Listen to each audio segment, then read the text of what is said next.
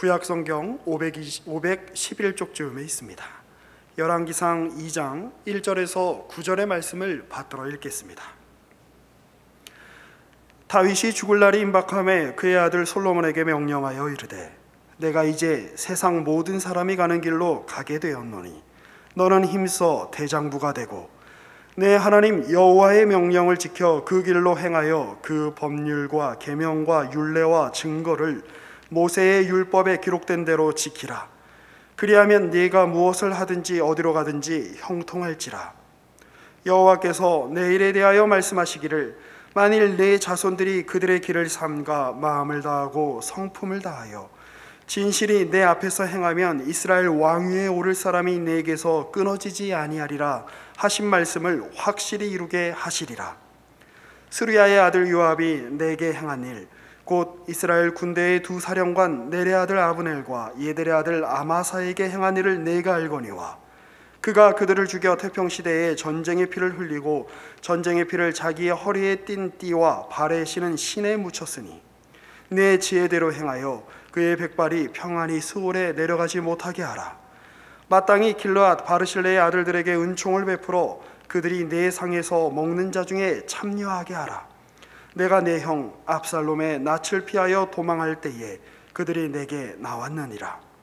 바울임 베냐민 사람 게라의 아들 시므이가 너와 함께 있나니 그는 내가 마하나임으로 갈 때에 악독한 말로 나를 저주하였느니라. 그러나 그가 요단에 내려와서 나를 영접함으로 내가 여호와를 두고 맹세하여 이르기를 내가 칼로 너를 죽이지 아니하리라 하였노라. 그러나 그를 무죄한 자로 여기지 말지어다. 너는 지혜 있는 사람이므로 그에게 행할 일을 알지니 그의 백발이 피 가운데 스올에 내려가게 하라. 아멘. 이 열왕기 상하로 기록되어 있는 구약의 이스라엘 역대 왕들에 관한 역사서는 대략 기원전 1000년에서 남유다 왕국이 망하는 586년까지의 그 여러 왕들의 통치와 그 속에 담겨진 교훈들을 후손에게 남긴 책입니다. 다윗이 기원전 1000년경에 그 전 7회를 유다만 다스리다가 비로소 전 12지파 전체의 왕으로 군림하게 되고 뒤를 이어 솔로몬이 그리고 솔로몬이 죽은 이후로 대략 기원전 930년쯤에 남북 왕조로 나라가 찢깁니다. 남쪽에는 유다와 베냐민 그리고 북왕국에는 10개의 지파가 북왕국 이스라엘이라는 이름을 가지게 되는데 북왕국은 722년에 망하니까 200년 남짓 계속되었고 남왕국은 586년에 망하는데 다윗부터 치면 400년이 넘는 기간을 남왕국은 역사로 가지게 됩니다.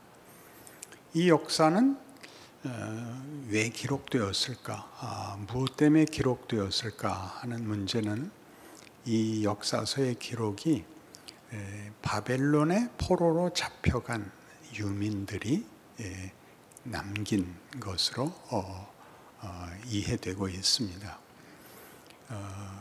그 후에 바벨론 포로에서 이걸 기록한 것은 그 마지막 시드기야까지 왕이 기록되어 있고 그 전 왕이었던 여호야긴이 잡혀가서 포로로 옥에 갇힌 지 37년 만에 그 구금에서 풀려나 왕의 식탁에서 먹게 됐다 하는 데까지 있으니까 그 기록한 사람들이 이 당대 사람들이기보다 후세의 자손들이라고 짐작할 수밖에 없습니다. 그런데 그들이 이 기록을 할 때는 옛날 기억을 끄집어낼 때는 무슨 이유가 있는 것입니다. 보통은 형통하면 과거를 돌아볼 필요가 없고, 과거를 돌아보는 이유는 지금이 불만스럽기 때문이죠. 이스라엘의 그 바벨론으로 포로로 잡혀간 후손들의 형편은 남의 나라에 포로로 잡혀와서 여러 가지로 제한된 형편 속에서 사는 울분도 불만도 가득했었을 것입니다. 우리는 왜 이렇게 됐는가? 어떻게 하다 이렇게 됐는가? 하는 것은 당연히 물어보게 마련이고, 그 역사를, 과거를 이해해야 오늘의 정체성과 앞으로 나아갈 길이 보이는 법입니다. 그래서 유명한 표현 중에 역사는 늘 새롭다. 여기서 새롭다는 것은 되짚어 보는 현실에 의해서 늘 다시 보인다는 뜻입니다. 그렇게 성경도 볼 때마다 새롭습니다. 이 성경을 처음 읽을 때는 모두들 통독의 형태를 취하는데, 빨리 읽기 바쁘면 아무 생각할 틈이 없이 몇 번 읽었다, 몇십 번 읽었다만 남는데, 성경을 그때 읽기로 하는 이유는 언제나 기본적으로는 잘 믿으려고 그럽니다. 잘 믿으려고 그러고 복받기 위해서 보게 됩니다. 그러나 여러분, 제대로 보게 되는 것은 나중에 신앙생활을 어지간히 잘하고 있다고 생각하는데 이게 그렇지 않은 현실을 만나야 성경이 다시 읽힙니다. 성경을 다시 읽으면 뭐가 있느냐 하면, 거기가 어떤 만족한, 어떤 성공한 자들의 교훈이 아니라 고민하고 절망하고 분노한 이야기들이 드디어 읽힙니다. 그래서 우리가 이 열왕기를 시작하면서 이제 읽어내려가려고 하는 것은, 북왕국 이스라엘은 이제 솔로몬 이후에 약 930년 기원전에서 722년까지의 대략 200년 남짓에 22명의 왕이 있었는데 하나같이 악한 왕이었습니다. 여기서 악하다는 것은 우리가 보통 아는 무슨 독재와 사치를 즐겼기 때문에 악한 왕이 아니라, 성경의 잣대는 너무나 분명해서 그는 여로보암의 길로 행했다, 이렇게 아주 간략하고 분명하게 정죄를 합니다. 그리고 남왕국은 솔로몬 이후로 따져서 거기도 그럼 930년부터 586년까지 거기도 22명의 왕이 일어나는데, 그들에 대한 평가 속에는 그는 다윗의 길을 걸었다라는 평가가 몇 명 나옵니다. 대표적으로는 히스기야와 요시야 두 왕이 있고, 아사 왕도 제법 전수를 받아서 그저 이 정도, 2명 혹은 3명 정도입니다. 그러니까 놀랍죠. 이렇게 성경이 얘기하는 이분법, 여로보암의 길로 행했다, 다윗의 길로 행했다로 둘로 딱 나눠놓고 보면 망한 결과가 너무나 당연한 것입니다. 그러니 이제는 물어야죠. 왜 못난 길을 갔을까? 뭐가 부족해서 그랬을까? 그 왕들은 왜 하나님을 따르지 않고 우상을 섬겨서 나라와 백성과 자신의 무덤을 팠을까? 그렇게 묻는 것이 이제 당연히 역사를 되돌아보는 일이요, 우리가 성경에서 이 열왕기를 읽는 중요한 동기가 되는 것입니다. 성경은 구약에 있어서는 거의 다 역사서인데, 중요하게 사사기와 열왕기를 우리가 주목해 보아야 합니다. 이스라엘 백성은 종되었던 애굽에서 하나님의 놀라운 권능으로 구원함을 입어 자유인이 됩니다. 그래서 정착한 사사기, 가나안 땅에서의 사사기는 우리가 아는 대로 그때는 왕이 없어서 각자 자기 소견에 옳은 대로 행했다라는 중요한 그 지적을 결론으로 갖고 있습니다. 그들이 왕이 없었고 각자 소견에 옳은 대로 한 것이 무엇을 말하는가? 자유를 방종으로 썼죠.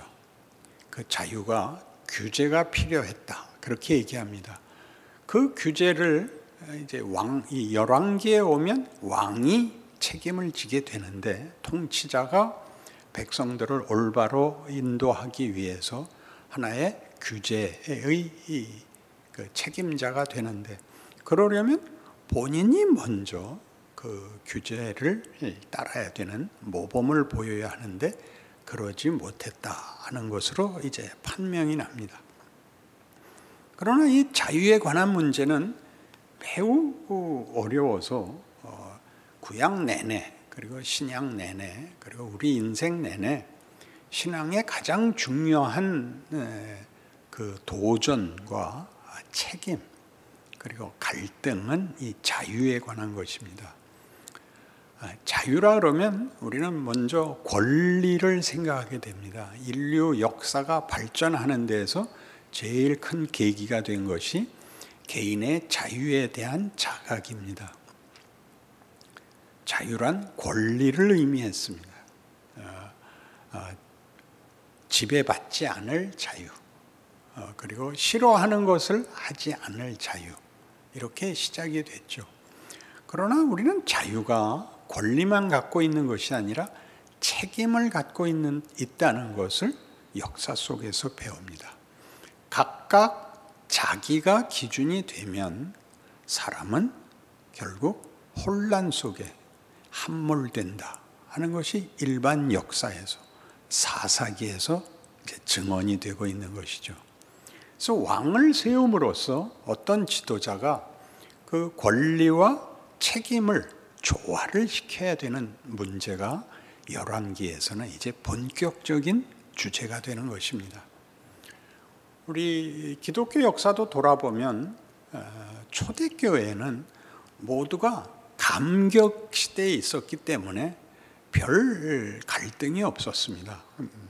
적은 내부에는 없고 외부에 있었죠. 정치, 사회가 문제였지 자기네끼리는 문제가 없었습니다. 그래서 우리가 사도행전에서 읽는 바와 같이 모든 재산을 함께 공유하고 모든 것을 나누고 그리고 늘 감격과 찬송 속에 있었죠. 그러나 이렇게 모든 합의로 시작했으나 거기서 예수 믿는 자의 권리와 책임이 어떻게 그 조화를 이루고 나누어야 하는지는 이제 사회가 또는 인생이 더 그 갈 길을 앞으로 나가면서부터 쉽지 않은 문제가 됩니다. 핍박기에는 배교가 당연히 일어났고 핍박이 멈추고 교회가 공인된 이후에는 배교자를 어떻게 대접할 것인가가 또 문제가 됐습니다. 쉽게 배교하지 않았으면 될 거 아니냐. 그거는 우리가 기대하는 것이고 그런 일은 일어났고 일어난 배교자들을 용서하자와 용서할 수 없다. 우리 초창기 사도행전에 기록됐던 초대교회에서뿐만 아니라 우리나라에서도 일어났던 일인 것입니다. 그 다음에 자연과학의 발전과 합리주의의 발흥과 인간의 사고와 주장 같은 것들이 신앙과 대치되는 우리가 단순한 신앙에 대해서 이런 것들이 우리에게 의문이 되고 유혹이 되는 시대를 겪으면서 그런 것들과 신앙을 어떻게 합치는 것이냐 하는 문제들이 신앙과 교회를 풍성하게 해야 됐는데 그렇게는 잘 안 됐습니다. 풍성하게 하면 늘 규율이 좀 느슨해지고 규율을 강조하면 이제 억압적인 신앙을 만들어내는 것은 어제 오늘의 일이 아니고 역사 내내 진행됐던 우리의 인류의 경험이며 성경의 기록입니다. 그래서 이제 이 오늘 시작하는 열왕기를 보면 시작이 다윗의 죽음입니다. 다윗은 모범적이고 표준적인 인물입니다. 그러나 그 다윗은 죽어야 됩니다. 그리고 그 후손들이 이어가서 이 다윗이 가졌던 오늘 죽음, 유언을 보면 너는 하나님의 명을 순종해라. 꼭 기억하고 잊지 마라. 이게 첫 번째 유언이고, 그 다음에는 논공 행상을 공정하게 해라. 이런 현실적인 두 가지 유언을 남깁니다. 그러나 이걸 지켜내지 못한단 말이죠. 다윗이 다 지켜내면 순종한 자의 이야기는 충분히 나오지만 뒤에 나오는 왕들의 역사 현실 속에서 그들은 지키지 못했는데 우리가 갖고 있는 답이 안 지켰으면 벌 받아야지. 이렇게 하기에는 그쪽이 너무 많다 말입니다. 안 지킨 자, 못 지킨 자들은 왜 못 지켰으며 못 지킨 자들에게서는 도대체 하나님은 무슨 말씀을 하려는 것이냐. 이렇게 우리는 이 내용들을 찾아봐야 되는 것입니다. 그러니까 다음이 솔로몬이고 솔로몬이 대단한 명성을 얻는 역사상 유례 없는 성공한 왕인데 솔로몬이 그 이후에 남북 왕조가 갈라지는 원흉이 되거든요. 그러니까 알 수가 없죠. 다윗에게서 직접 배운 아들이 그 후에 분열의 씨앗이 되고 분열의 이유가 되는, 그래서 그 후대의 왕들이 전부 다윗을 따랐다, 따르지 못했다 라고 얘기할 때 솔로몬은 존재 가치가 없는 것, 이런 것들이 우리를 놀라게 합니다. 우리는 다 다윗보다 솔로몬을 부러워하지 않습니까? 다윗은 성경에서는 최고의 점수를 받고 있지만 고단한 왕이었고, 솔로몬은 부귀영화를 누린 인류 역사상 최고의 성공한 왕이었으니까 우리는 다 솔로몬을 원하는데 그 뒤에서 솔로몬은 성경은 입도 뻥끗하지 않고 그는 써먹을 데가 없고 인용되지 않으며 그 후의 왕들은 제대로 성공적인 왕 노릇을 하는 사람이 전혀 없습니다. 히스기야나 요시야도 제법 잘했지만 그들의 말년을 보면 궁극적으로는 다 미치지 못했습니다. 이런 것들은 우리로 하여금 권리인 자유와 책임인 자유 사이에서 우리가 어떻게 하나님이 우리를 만들어 나가시는가 하는 문제에서 역사라는 것이 모든 경우를 경험하게 한다는 사실을 잊지 않아야 됩니다.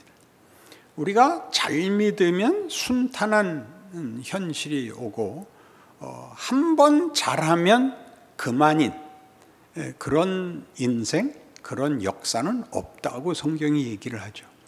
아버지가 잘했어도 아들은 자기 시대를 아버지가 잘한 걸 아는 게 문제가 아니라 그를 따라 살아야 하고, 아버지 때 있었던 사건들을 다 경험했지만 그건 아버지가 책임진 것이고 아들은 자기 시대에 자기가 책임을 져야 하고, 그때 비로소 책임을 지려고 보면 책임을 지는 일에 방해가 되는, 장애가 되는, 할 수 없는 일들이 너무 많다는 걸 알게 됩니다.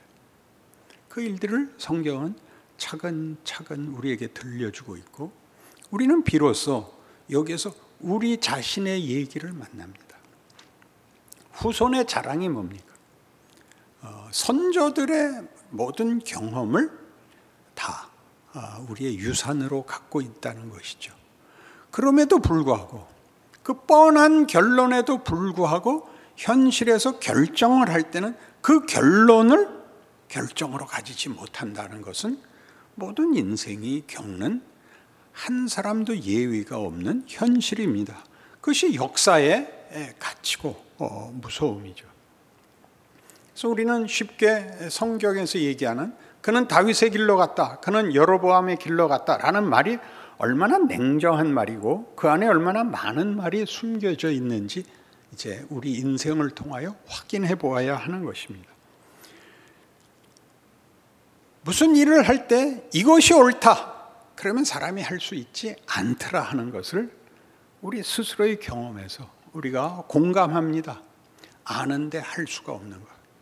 몰라서 못하는 게 아니라 알아도 못하는 것. 그 아는 것을 하는데 얼마나 많은 훈련이, 경험이 필요한가. 그리고 이것을 자기의 실력으로 가지는 것을 성경은 지혜라고 얘기한다. 이렇게 말할 수 있습니다. 그럼 지혜는 말로 전달되는 게 아니라 이렇게 사건으로, 역사로 전달이 되죠. 그때 왜 그랬어? 이렇게 말하는 건 쉽습니다.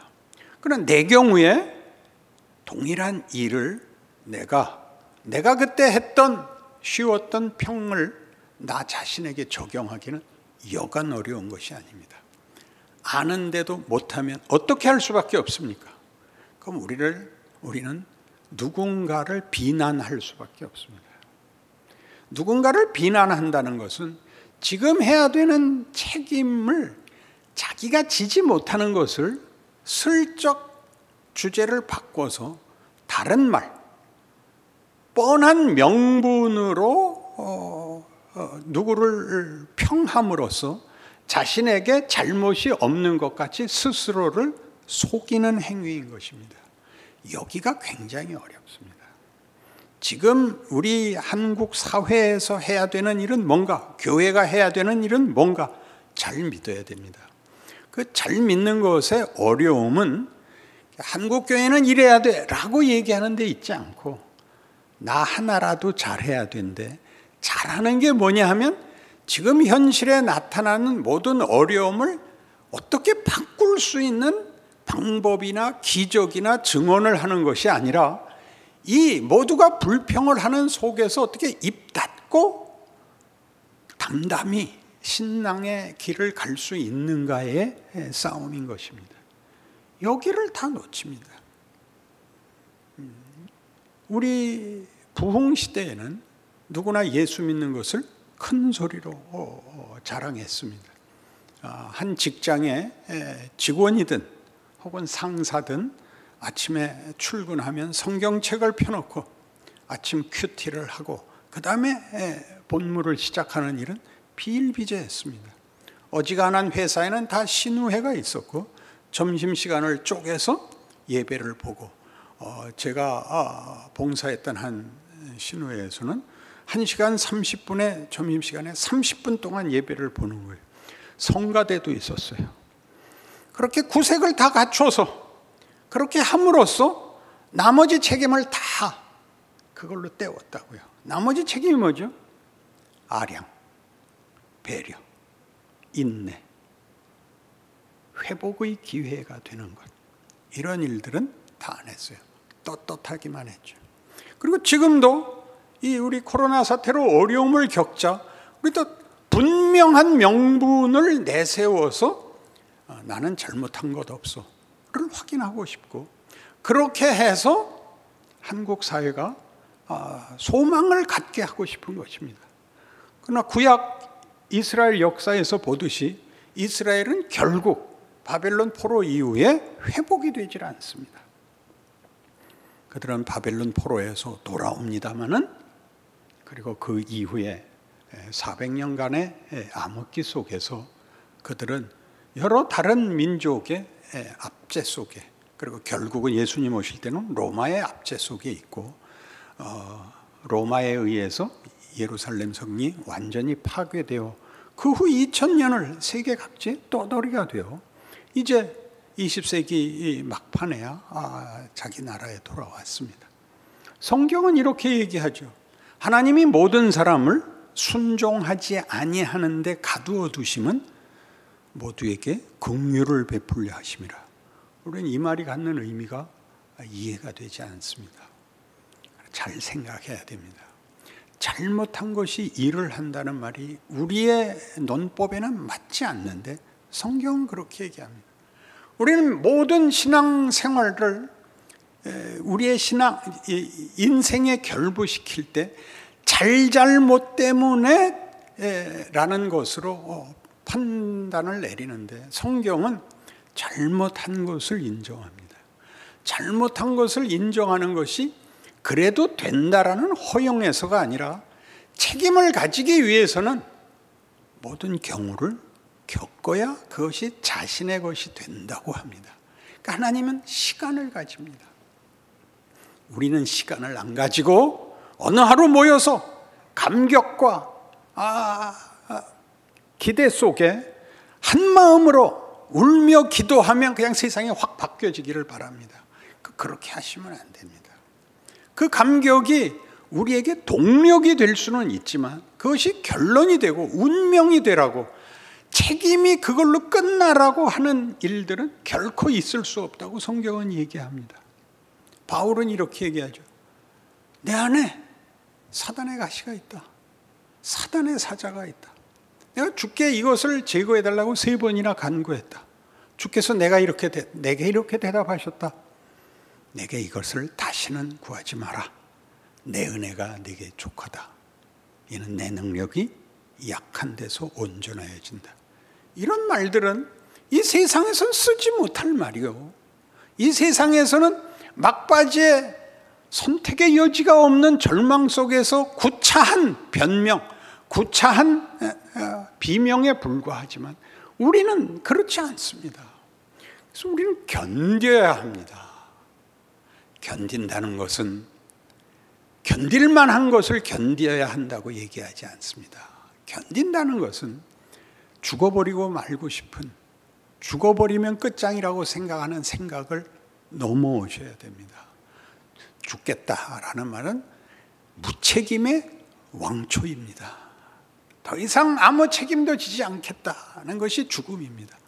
하나님이 됐다라고 부르는 죽음을 맞이할 때까지 우리는 죽을 수 없습니다.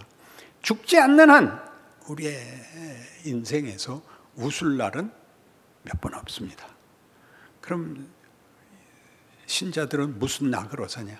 이것들이 다 일을 하고 영광을 만들고 승리와 찬송을 만든다고 믿는다. 여기가 흔들리면 그만인 것입니다.